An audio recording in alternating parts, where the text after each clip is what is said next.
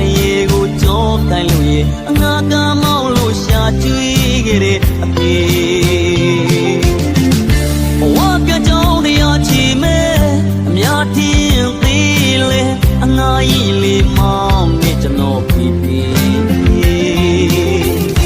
မိသားစုရေဘူပင်ငါရှိဆုံးငါဖေဖေငါမိသားစုငါကပါလေငါသားသမီးလေးတွေတွန်းလေအနေကိုကြောခိုင်းလို့ရေငါကမောင်းလို့ရှာကျွေးခဲ့တဲ့အဖေအခါတလေမနေမင်းကြီးလို့အဖေ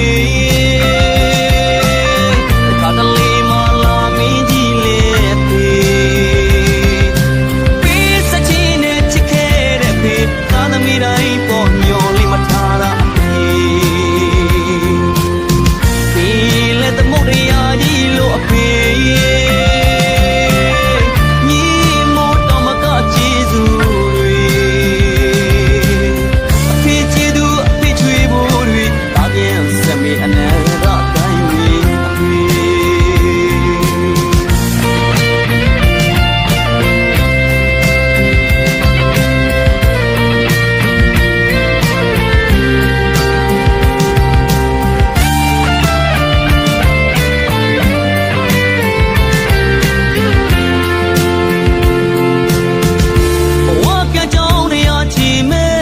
အများထင်သေးလေအနာကြီးလေးမော